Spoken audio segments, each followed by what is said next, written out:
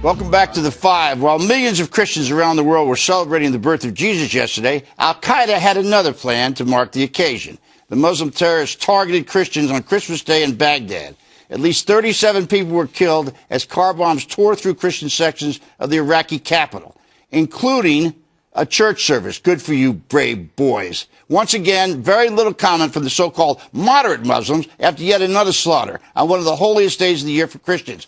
Why will you ever wake up and finally recognize that we have a right to have our religion? Now the number of Christians in Iraq is down to 400,000 from well over 1 million. I say the idea here is ethnic cleansing as far as I can tell. You Muslims have just got to get your act together. Eric, what do you think? I think it's going on throughout the Middle East. It's going on throughout the Muslim world. And I agree with you 100%. It has to stop. You're very passionate about it. But here's the question. When it goes on in places that we know it's happening, do we negotiate with them? Do we sit down with the Iranians and different various groups that I don't know if they condone it or they're just looking the other way. They can certainly lean on the groups that are doing it to stop it. Maybe it's time to take it to that level. For me, I'm more concerned about them getting a bomb at this point right now, and I just don't think we should be talking to them. Daniel, why is it that we don't hear from any of the clerics, the lead imam, anybody in the Muslim community standing up and being disgraced? I mean, we bailed this country out. We made him a democracy, supposedly, and yet they slaughter Christians.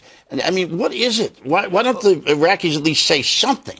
Well, the government is trying to do something. The New York Times reports today that America is now resending back arms and supplies to the government of Iraq so that they can fight back against al-Qaeda. So there could be an argument that leaving prematurely helped lead to the situation where you have al-Qaeda resurgent and targeting more Christians. However, it's not just in Iraq. It's also, we've talked about Nigeria. And I would also say that it's not just Muslims. If you look at Christians in China, for example, persecuted in different ways, not necessarily bombs in churches. They're not allowed to have churches at all. And so America should just feel confident to be on the side of Christians everywhere, the side of religious freedom. But Christians do need, I believe, Christians need American government support around the world. Absolutely. I don't think it stops, Bob, until we drop the PC culture in this country. The president gave a speech in Cairo where he talked about a shared history of tolerance between the Islamic culture and the United States of America. That is the biggest bunch of bull I've ever heard. And you know what? We don't talk about it in this country. We don't know who our enemies are. They know who we are. They know our history. And now al-Qaeda is not what it used to be. Now it's a brand. It's a jersey. You can just fight. You can go online. And what do we do in this country? We sit silent. We try and be nice to them. We try and appease. Yeah, we let them build more mosques. They're not going to stop. And if this was their way to attract people to radical Islam on Christmas Day, it was a heck of a way to do it. Yeah, that's for sure. It was a strong message that they were sending, and it should be met with equal and greater force. I don't think that we've done enough. I think there's been small steps, and it's just not good enough because it hasn't thwarted this type of religious fanaticism, this religious cleansing that is going on with Christians being persecuted. It's sad that this is happening during this time when we are a country that is so capable of doing so much, and yet we, I think, are failing to send a strong message that resonates throughout the world that this will not be tolerated. You know, Bob, very quickly, you asked why more clerics don't condemn it. A very interesting Pew poll from last year polled Muslims in the United States, and it was a very small number of Muslims in the U.S. who actually condemn the bombings and the killings. Let me tell you one thing that worries me more than anything else. In northern Egypt, where the al-Qaeda is and the terrorists are very active, one of the things that scares me is that the Egyptian military is in a pitched battle up there against terrorists, and there's something there called the Suez Canal.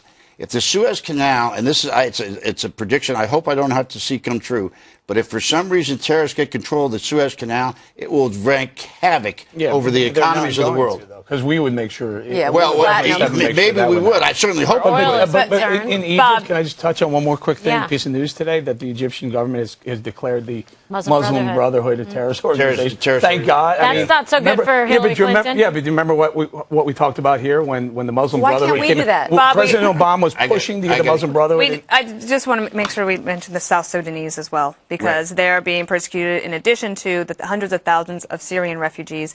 The American government has a lot more that it could do, I think, diplomatically. I know we don't want to be the world. Some people don't want America to be the world's policeman, but I think we're reaping what we've sown over the past few years. I agree. And All right, Christians in we got to get Pakistan, out of here. too. Directly ahead, some